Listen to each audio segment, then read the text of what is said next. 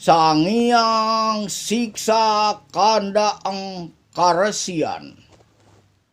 Buku ini adalah peninggalan daripada Kerajaan Purnawarman. Kerajaan Purnawarman adalah leluhur daripada Kerajaan Sunda. Buku Sangiang Siksa Kandaang Karesian yang akan saya bawakan ini adalah merupakan catatan perang dalam Kerajaan Purnawarman. Inilah strategi perang yang tertulis dalam buku Sangiang Siksa Kandaang Karesian. Yang pertama adalah Makarabihwa. Yang kedua adalah Katrabihwa. Yang ketiga adalah Lisang Bihwa. Yang keempat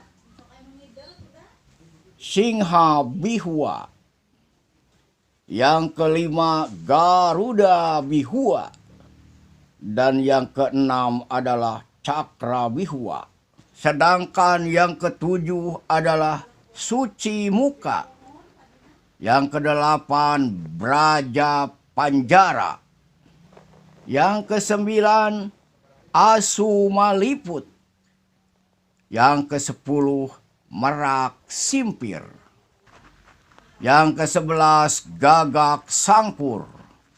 Yang kedua-belas Luwak Maturut. Yang ke-13 Kidang Sumeka. Yang ke-14 Babah Buhaya. Yang ke-15 Ngalingga Manik. Yang ke-16 Lemah Rewasa. Yang ke-17 Adipati. Yang ke-18 Prabu Sakti. Yang ke-19 Pakep Prajurit. Dan yang terakhir adalah Tapak Sawetri. Saudara, dari strategi perang yang sudah saya sebutkan tadi, hanya 5 perilaku atau 5 strategi perang yang membawa senjata yang tertulis dalam buku Sangiang Siksa Kandaang Karesian yang ada penjelasannya.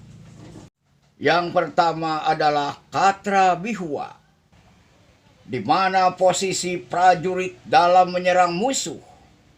Prajurit yang ditempatkan di atas dengan menggunakan panah. Sedangkan prajurit yang di bawah menggunakan tombak dan berkuda.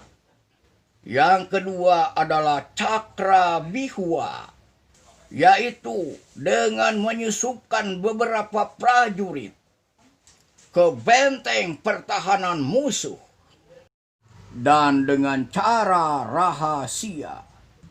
Yang tujuan utamanya adalah untuk menyusupkan persenjataan yang kelak akan digunakan oleh para pasukan yang akan bertempur. Mereka itu adalah harus prajurit yang sangat terlatih, mengetahui medan dan mengetahui cara-cara penyusupan. Sedangkan yang ketiga, Merak Simpir. Cara berperang ketika pasukan di daerah yang lebih rendah, sedangkan musuhnya ketika itu berada di daerah yang lebih tinggi. Pasukan ini dipersenjatai dengan tombak-tombak dan berkuda. Yang keempat adalah Kidang Sumeka, merupakan strategi perang dengan cara-cara membawa pedang-pedang yang lebih kecil pada saat menyusup ke daerah musuh. Para prajurit harus mengetahui cara-cara bagaimana menyembunyikan pedang yang kecil itu, saudara. Para prajurit harus mengetahui cara-cara menyembunyikan pedang yang berukuran kecil itu supaya tidak diketahui musuh. Sedangkan yang kelima adalah Ngalingga Manik. Para prajurit yang sudah terlatih kemudian dibekali dengan senjata rahasia atau senjata keramat atau pusaka kerajaan seperti tombak keramat. Dan para prajurit dilatih untuk mengendalikan senjata. Bila tidak, banyak prajurit yang terpental. Bahkan mereka itu pingsan, saudara-saudara, karena pengaruh dari pusaka kerajaan itu. Nah, inilah saudara-saudara semua, buku Sangyang Siksa Kanda Angkarasian yang saya bahas dalam episode pertama ini tentang strategi militer atau strategi perang zaman kerajaan Purnawarman.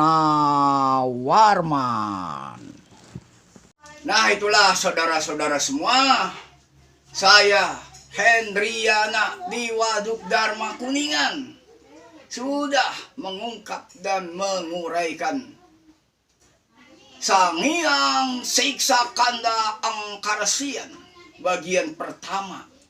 Nanti kita sambung lagi. Terima kasih buat orang Sunda, orang Indonesia.